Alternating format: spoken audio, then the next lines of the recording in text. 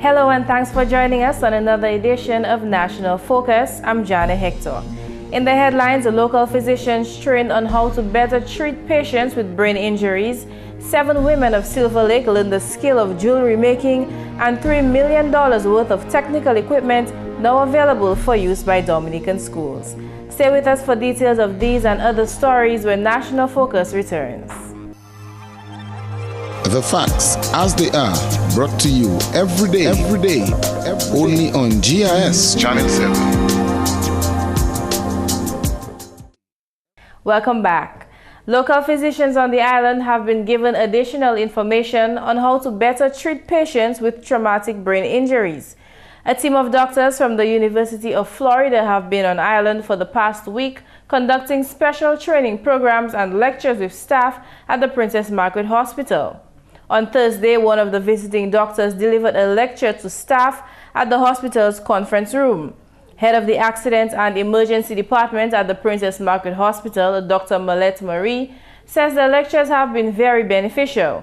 He notes that in recent times, the hospital staff has had to deal with an increase in the number of brain injury patients, hence the importance of such lectures. Today they're giving a lecture on traumatic brain injury, and that is something which is very important to us. We've noticed over the past few years that we are having an increased number of brain injuries secondary to vehicular accidents and the like.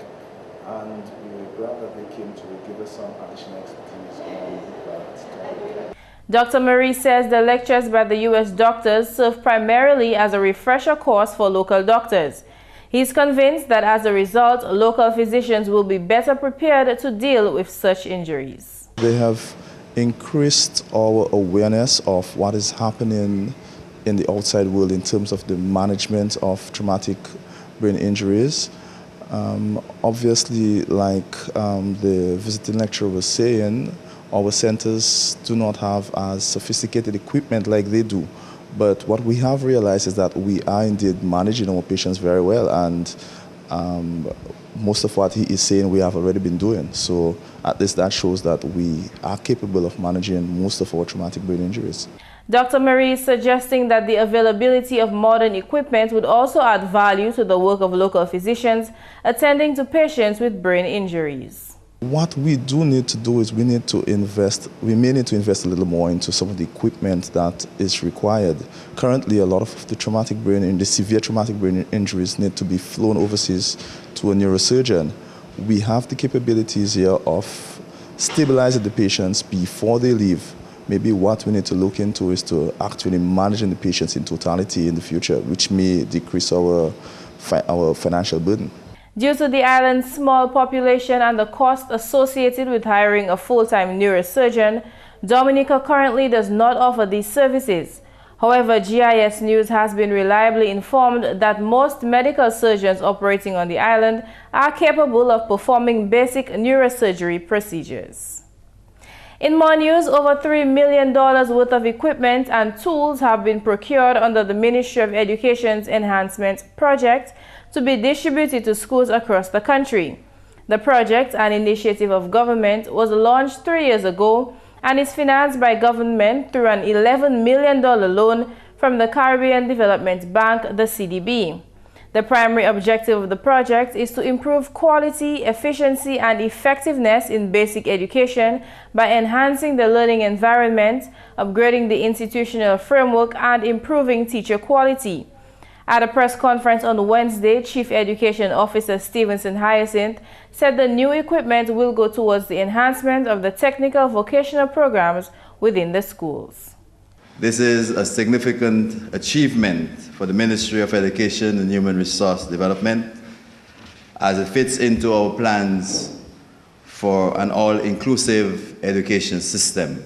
Over the years, we recognize that improved physical capacity of the schools, modern equipment and tools, trained personnel are among factors which would greatly influence and enhance the effective technical and vocational programs at our schools. We are cognizant of the fact that all secondary schools cannot offer all technical subjects.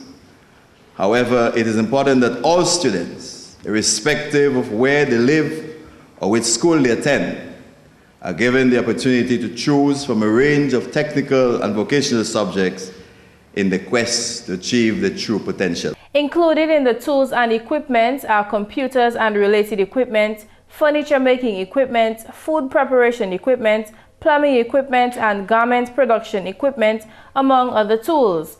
Randolph Felix says the consignment of equipment is on island and will be distributed to schools shortly. Under the first component, improvement of quality of the learning environment, we were able to undertake a number of activities. We have purchased tools and equipment to support instructions in a number of technical and vocational education and training subjects, that's TVET subjects. Some of these are now in storage, and the balance are currently on the port awaiting customs clearance. They actually came in just last week. Under the Education Enhancement Project, 42 tertiary level teachers and 2 lecturers of the Dominica State College have undergone training. In addition, 6 educators are being trained in the fields of education, clinical psychology, special education, and speech therapy. Minister for Education, Honorable Peter Seja, said in order for effective learning to take place, teachers must be trained to deliver the best possible instruction to their students. It is with this in mind that we have placed much effort in providing training for our teachers in specific areas of expertise. This approach, we believe, will provide us with specialist educators who are fully equipped to improve achievement within the school system. The Education Minister also said government is serious about the improvement of technical and vocational education at secondary schools, and government will seek to implement the Caribbean Vocational Qualification Pilot Program soon. In our secondary schools, the government of the Commonwealth of Dominica is actively pursuing the implementation of the Caribbean Vocational Qualification CVQ Pilot Program in the new academic year as a lead-up to the full implementation, or in this academic year, as a lead-up to the full implementation of CVQs in the 2014-2015 academic year. We expect that these interventions will result in secondary and tertiary levels curricular teaching and learning that develop basic technical competencies and an appreciation for the world of work. The Education Enhancement Project is consistent with government's policy to reduce poverty and vulnerability, while at the same time providing support for human resource development, especially for the poor, disadvantaged, and the vulnerable. Finally, this news time, 7 women of Silver Lake are upgrading their economic status through a jewelry making program. The program, which is being facilitated by Child Fund Dominica, commenced in October of 2011. The participants are learning hands-on the art of jewelry making, color coordination, sales and marketing, and the fine points of small business management. Child Fund Program Manager Jelena Fontaine explained to GIS News how the program got its start. In October of 2011, we had 2 sponsors, Jack and Barbara Clark, who've also done a lot of photography work with us in the schools, around 9 schools in Dominica. So I had taken them for the community of Silver Lake, and they met and spoke with the families there. They decided, let's help them to start up a business. And Barbara actually went to New York and learned from an experienced jeweler who has an expensive boutique. She learned for several months, then bought all the tools and materials and came back to Dominica, she and her husband, and they gave the ladies of Silver Lake all this equipment that they could work with. And since from that time, they trained them for a few weeks before they left. The trainees, who are being guided by trained jewelry maker Kathy Sorrento, are in the process of registering their business named Jewels of Silver Lake, or Joss Jewelry. Sorrento explained exactly what goes on in her workshop. I train the ladies, 7 ladies, to make various types of jewelry. different techniques, and also using as many natural products as possible. For example, sea glass, riverstone, bamboo, and coconut. I also give them short sessions in how to run a small business successfully, because that is the whole aim of the program, that they, at the end of my training, they will be taking over the business and running it as a small business on their own. I'll be checking on them every now and then to make sure that they're doing the right accounting, going through the right accounting process, doing the banking properly, and also putting out quality handmade jewelry for the public of Dominica to buy. The course administrator is happy with the progress of the trainees. She says each student has managed to find her own strength and is working on improving in those areas. President of the business, Esther Bello, demonstrated exactly what she has been working on. I'm Esther Bello, the president of Jewels of Silver Lake. Right now I'm making a spiral necklace with wire and beads, different color beads. So I'm just going to have a little display. First you put one bead in.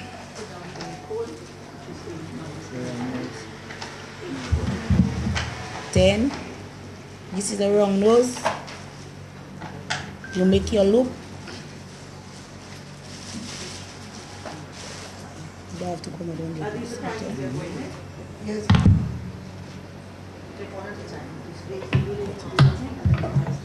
Then you cut, because you're going to make a design like this to add on.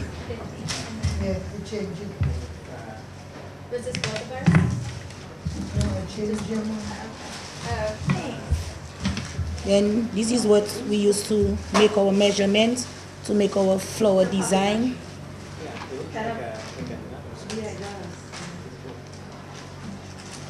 And you give it 2 turns. Swipe out. Straighten. Josh Jewelry currently operates out of their Roseau Primary School workshop between the hours of 9 a.m. and 12:30 p.m. Jewelry made at the workshop is sold on the local market. Esther has experienced several personal benefits from participating in the program. The 2 days that I take there, it boosts up my self-esteem. I've learned a lot. I never knew I had such talent, because you can just give me your design and I get you what you want. Shoma Mills, also of Silver Lake, shared her thoughts about the program. It's our business and I enjoy doing it. I normally go out and do marketing and sell our program. It's our business, so I enjoy it. I love it. Kathy Fontaine of Child Fund believes there is a role that corporate citizens could play in enhancing the work of the women of Josh Jewelry. If we could get a private sector, business, corporate sector to match everything they make, like 100%, that would be even great. So like if they make $400, a business sector matches it with $400, because we want them to be able to use that money monthly when they pay themselves to take care of their children. I'd like the public to buy their stuff, because when you're buying, you're not just buying something, you're supporting their community, you're supporting their livelihoods. And the private sector, yes, I'm hoping one of them will come on board and say, let's match everything these ladies do, to give them that motivation to continue. Surrender appealed for the public's encouragement for the success of Josh Jewelry. They do need the public support. We know things are pretty tight for a lot of Dominicans. Food comes first, the bills come first, and jewelry tends to take the bottom of the line. But somebody always wants a gift or for themselves to accentuate their work outfits, their evening outfits. And we're encouraging the general public of Dominica, and especially those who pass along the Roseau Primary School on their way home or they're on their way to work, to stop by Mondays and Thursdays between 9:30 and 12:30. That is when they carry on the workshops. We'll have a sign outside soon to give more information on the times and the dates that they operate. But we're encouraging Dominicans to support the other fellow Dominicans from the community of Silver Lake. And that's the English news. McPherson St. Luce is next with the Creole highlights. Allô tout le monde, bienvenue à ces nouvelles en créole. Non, moi c'est McPherson St. Luce. Premièrement, le gouvernement Dominica continue et puis révolution caille en Eggleston. Parole ça sorti au Parlement Honorable Ambrose George pendant une visite semaine passée. Housing assistance, toute constituency, c'est une manœuvre nous avons continué. Nous avons fait mon taper assistance pour case, nous faisons en case 9, c'est les autres là, nous avons mon assistance pour manger caillou. Mais c'est un programme qui a continué avec, nous avons fait un assessment actuellement pour faire une submission pour le ministre des Finances. Nous avons tapé l'autre l'argent pour continuer le programme ça. Parce qu'il y a autant de monde ici, il y a une case, il y a vivre dans la case, mais ces cases-là besoin de pièces. Les manger, place comme Bagdad, c'est une petite commune là-bas, place là, Bagdad. Il y a autant de monde qui voulait assistance là, avec tout le monde existant, quand on passe que vous qui il y a des gens qui ont besoin d'assistance. Nous avons fait en manière pour voir comment nous ça fait. Nous passons par tout le monde en fois, mais quand l'argent vient, quand les ressources là viennent, le ministre des Finances, nous avons un service avec nous assistance pour ces peuples-là pour l'existence. En autre nouvelle, maître l'école Charlottesville Jerry Coppel qui a gardé devant pour l'école neuf qui People's Republic of China qui a bâti commencé l'année salam. Coppel fait parole pendant le Parlement Honorable Ambrose George visiter l'école la semaine passée. Ça c'est quelque chose que nous avons gardé pour un long temps actuellement. Si vous regardez les conditions de l'école là, nous mettons des œuvres en anglais en l'école neuf pour sort of lever expectation, lever moral, teachers, students. So nous avons espéré ça. Nous dit qu'il va venir. Les gouvernements pousser plus vite, non? Puis bagaille mal à l'école actuellement. En d'autres nouvelles, une délégation Morocco venue au bout de visite à Dominique semaine passée. Raison pour visite là, c'était pour avancer bon relation là qui a existé entre ces deux pays là. Bagaille qui c'était coopération en agriculture et puis développement monde, sans que Human Resource Development. Délégation là visité projet hôtel qui a bâti en Guantas à présent, ensemble et puis d'autres officiers gouvernement. Quand même si le premier ministre Honorable Roosevelt Skerritt, gouvernement Dominique était bien plaisir pour délégation là visiter. Et aussi fait parole que visite là, c'était pour faire d'autres rangements neufs et puis Morocco. Honorable Skerritt aussi fait parole que l'hôtel qui a bâti en Guantas a allé bien pour y ouvrir novembre l'année salam. Dominique établit relations diplomatiques et puis Morocco en l'année 2010. Finalement, le département pêcheur Dominique fait plusieurs publications livres pour assister pêcheurs venus Dominique. Parole Salah sorti au officier pêcheur Norman Norris. Nous publions des 3 livres en l'année 2012. Nous avons question hard squid, vous connaissez ça. Nous avons second manual for basic fisherman trading course, donc c'est à BFTC. Et aussi Fisheries Industry Census, FIC. Ça pays là qui fait ça qui a arrivé pêcher, et ça comme canotini, comme monde qui a pêché, comme filet. Quand il comme ça, information socio-économique, information code industria. Ça c'est un autre livre nous fait. Aussi l'année passée nous fait un livre qui fish in ice box. Vous savez, un pile pêcheur qui allé là mais ça ice avec ça qui a affecté conditions, qualité, poisson. Nous faisons un livre, ça encore été successful.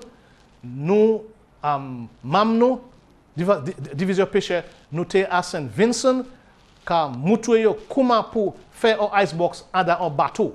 Vous savez, manual for fish in ice, icebox in boat.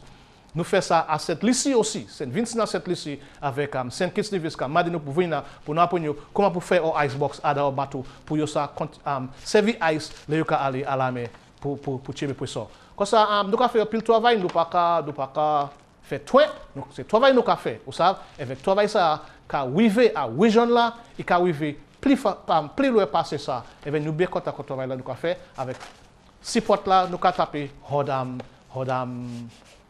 c'est japonais là avec le gouvernement Dominique. Messieurs, mesdames, ça c'est tout pour nouvelles en créole pour à présent. Non, moi c'est McPherson St. Luce. Au revoir. Thank you, McPherson. Exactly how important is sleep? Find out in our National Focus Tip of the Day coming up after this. A recent survey found that more people are sleeping less than 6 hours a night, and sleep difficulties visit 75% of us at least a few nights per week. A short-lived bout of insomnia is generally nothing to worry about. The bigger concern is chronic sleep loss, which can contribute to health problems such as weight gain, high blood pressure, and a decrease in the immune system's power. In short, sleep is more important than we think. And that's all for National Focus today. We welcome your suggestions and comments. Please feel free to drop us an email at gis@dominica.gov.dm or visit our website at news.gov.dm. Friend us on our Facebook page and be sure to like our GIS Dominica fan page. You can also catch up on past National Focus newscasts on our GIS Dominica YouTube channel. On behalf of the entire news production team, I'm Jarna Hector. Thank you for watching.